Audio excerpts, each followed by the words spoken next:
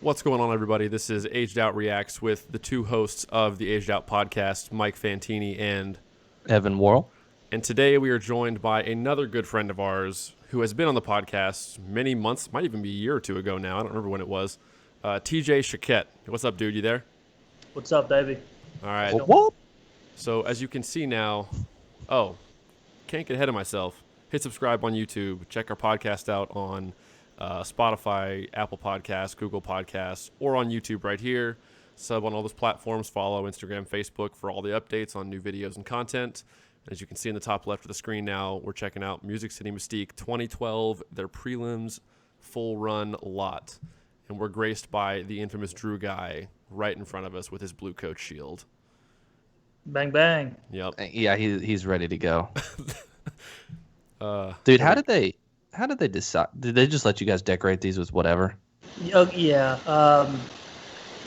So the concept of this show was that we were the last people on Earth that survived some like apocalyptic type scenario, right? It's like Mad Max. And we have to, it's kind of similar. And we have to create the world again. We are a new tribe. And movement by movement, we're supposed to like find each element to recreate life on Earth, right? So there's like a Earth, I think the first movement's fire or something, because like those little buzzes you'll hear in a little bit sound like fire crackles, I guess, cool. And then it's like water, land, wind, something like that. You can kind of tell, and the closer I think is just, I don't know, fast and hard and cool. And they told you like, hey, I want you to think about like what you would find, what's important to you, like what little artifacts that you could find that would bring importance to you if you were to start the world again, right? And deck out your drums with it. So some people had like pictures. These guys had medals because they had done it forever and they have all these medals. Drew did the blue coats thing, I guess. I was at a boutique, kind of feminine boutique store in Athens, Georgia. I went to UJ with my girlfriend at the time, and I just found a cool scarf. I was like, oh, that's a cool scarf. And then I just wrapped my drum in that scarf, and that was it. I just struggle. I struggle to like find deep meaning in shows. I just can't do it. So I didn't. But some people like did it great, and they had like cool stuff. I just don't have that like gene, I guess. That's fair. So you should have put a Camelback on and be like, I value water. I value I value breaks. I'm getting intimidated by Drew guy's stern stare, so let's get into this. That's right, baby. Let's go. You're lucky it was actually warm. That would have been a cold lot. Oh, yeah. Luckily, they would let us wear shoes. Why is Mystique always so angry? Wait, did you guys perform shoeless? Oh, yeah. Mystique is so angry looking all Look the at time. Mike. Look at this little dude on the left. Look. Oh, Left. so you noticed something about this playing in the snare line? You guys had, 3 accents the whole show that were above 7.5 inches? Yeah, all right. So pause it real quick. I do want you to notice something. This is a perfect illustration of what the season was like.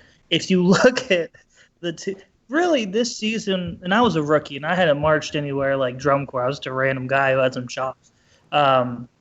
This season was just like, let's not fuck it up for Drew and Luke, because it's like their last go. So that was like the mindset of the rookies. It's like, well, it's not fuck. And like all of us had hands. Like if you look down the line, the dude on the end, Jeff, was eventually the center of Cavs. Like the dude inside him won a drum trophy with cadets. Jeremiah marched everywhere. Mike did some Phantom. If you keep going down the left side, The video will be over eventually. yeah, exactly. Like some dudes did Crown, I did Coast, whatever. So it's a really good line. But like we didn't want to mess with them. So we started the season, we were great. We all played normal heights. But then as the season went on, somehow we got obsessed with like not overbalancing. I don't know. So you'll see like the farther you go out, the smaller we play. Like me and Jeff on the end, like our top volume, bro, we're chilling at like 6.5, 7 inches. But if you just look at Luke and Drew, they play normal heights. Then it just kind of like tears out. So I got that pyramid Right, I'm scheme gonna going. I'm gonna pay attention to this now. The rest of this, yeah, they get to have fun. they get to have fun. You said. Yeah, we're just hanging on.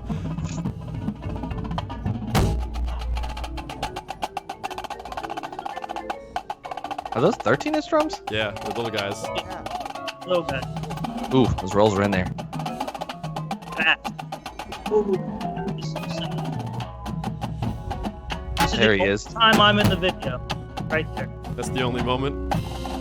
Yeah, dude, those little those baby accents are getting it. Those double flam drags are fast, though. They are really quick. It's like 218, I think. That lit. Dude, 8 notes at really fast tempo just feel great. That baby rim shot got me.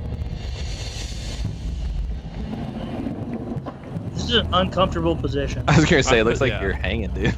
Yeah, we did it often. It was like our motif. Visual motif. To watch some body now. The lot body Mystique classic. does so many like tribal style themed shows. Like I don't know. It works, man. I mean I obviously. You said new tribe. We had a different name for it, but I'm thrilled. I love this.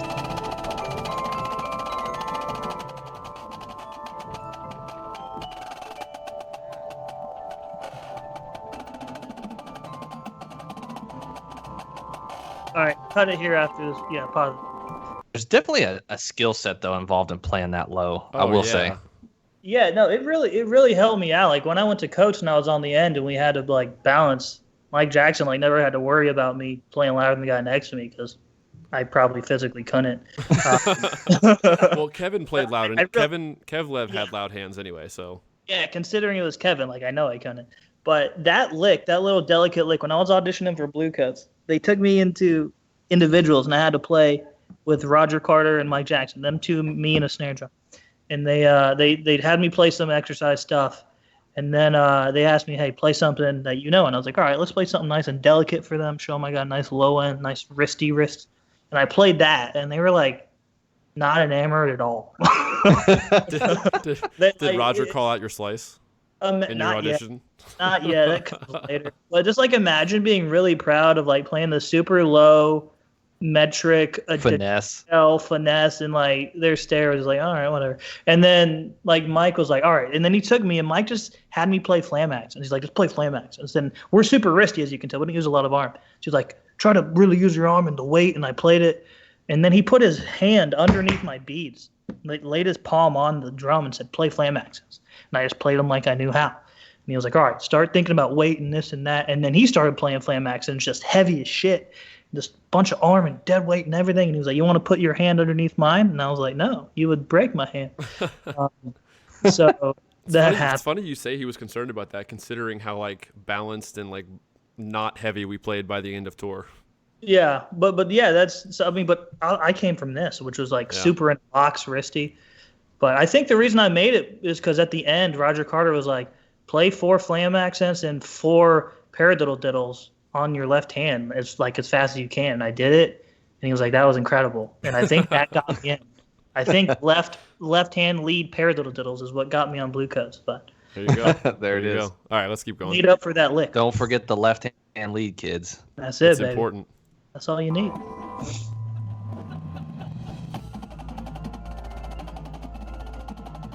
Now, like, look at Mike, that low guy, and look at how much higher their heights are, just one spot inside. Yeah, you can tell really a lot. Which is kind of funny because you probably never stand in this form at all on the floor. Yeah, I think we were in a line 3 times. Get it, Luke. Solo. Ooh, the stick tosses. Little dab. Mm-hmm. That roll was in there. That's a good little buzz. I can tell you one thing. We didn't play rolls that low in 2012. No, not at all. What was that? Was End of the Light, right? No, not End of the Light. Enlightened. Enlightened. End of the light, he says. End of the Light was actually good. You all do play That's some fair. hella crispy low rolls. Dude, we played some. I will give you that. We played some 5 strokes, 7 strokes. Ooh, I'm back. I forgot. Back in the pose. There he goes.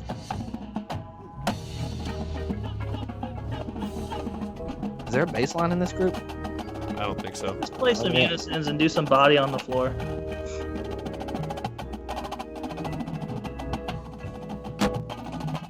Yeah, dude, it's so funny. I'm paying attention to the heights this whole time. Luke and Drew are really playing way higher than everybody else. Yeah, they get to play like natural, comfortable heights, and like if Center you just snare heights. yeah, Right? if you move your eyes 2 inches to the right and watch the two dudes on the end, they're just like good. So was this book hard? Yeah, it's the hardest thing I ever did. Really? Yeah, this book is hard as shit. Because of the... What made it hard? I think it was really choppy and really fast, and our visual was fucking difficult. Like, Well, we're Mystique usually has really hard drill anyway. Like, I always thought that about them. yeah, I mean, we're sprinting the whole time, and the first thing we play is just a cold attack triplet roll out of nowhere. Yeah. Do some like ride a spring body at 218, like it's. You get done with warm up, and then you just sit there for 45 minutes thinking about the show. And Jello. First thing you gotta do is play a 7-stroke at 218, jumping up and down. Dude, I think the first thing we played in our show in 2012 was a buzz. I always loved that. It's like, oh, you can't really mess it up. Yeah, that's true. Difficult, It was. Yeah, difficult to mess it up.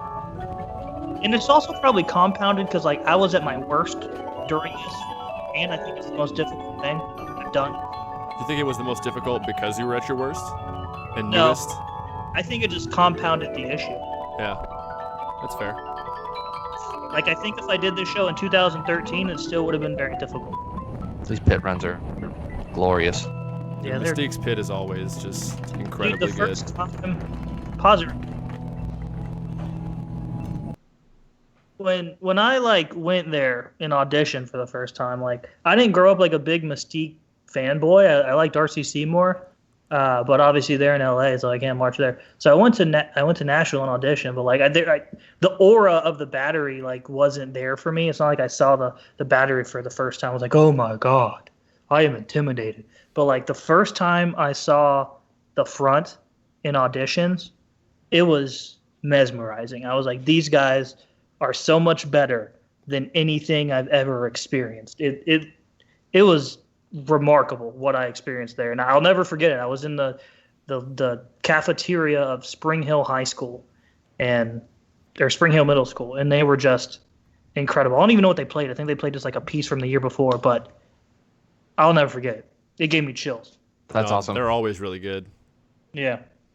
I remember, kind of piggybacking off that, I remember the first time that I had that like experience of like witnessing another section that was just way better than the section that I was in, even though we were still pretty good, was when I was at Crown in 09.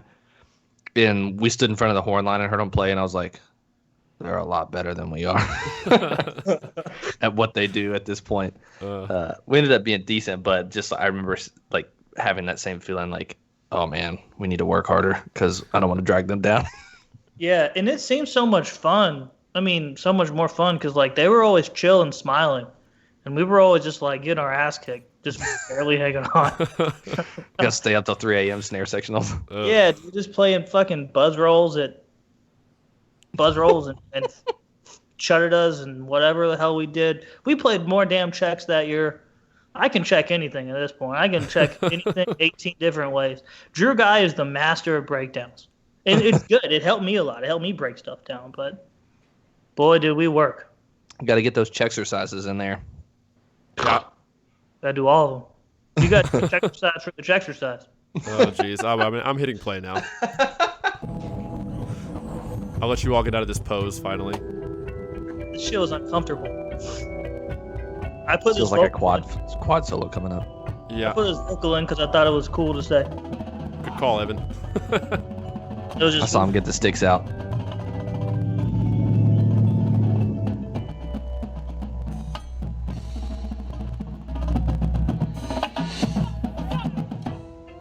Oh, pause it. Oh, man. So this was our fuck X visual. Go back. Oh, jeez. So in the show, when we do a little twisty twist with the sticks there, we make an X with our sticks and our wrists. And with our left hand, we would flick it off. And then we watch it very closely. We make an X, and maybe someone flicked off, maybe not. That's when the rivalry was hot and good. Right? I think it was way more hot. I think I caught it. Yeah. I don't think they did it, but I did it in the show. I know that. We had the MCM vocals. I actually liked y'all. I just like saying it.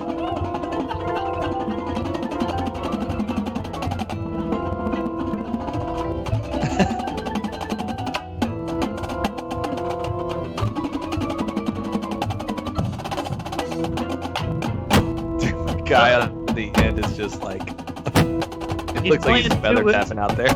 Yeah, dude, that's me too. I'm glad you can't see me. I'd be embarrassed. All right, I gotta rewind it because I wasn't paying attention to the guy on the end. I gotta watch it. Again. Yeah, dude, just like they go through that paradiddle sequence and like well, Just like watch Jeff on the end.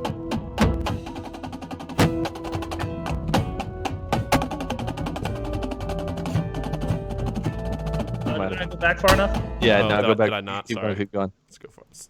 Yeah, here we go. All right. All right, hold me on the end. Look at this. Dude, Drew's just like playing like 9 to 6. Yeah. Like I swear there's accents in there, but I believe you. med stuff.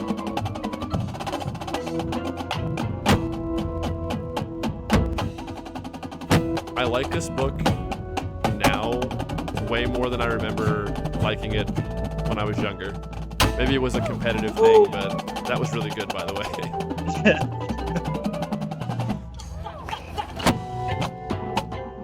I do remember this nonsense. My end? They don't get to me.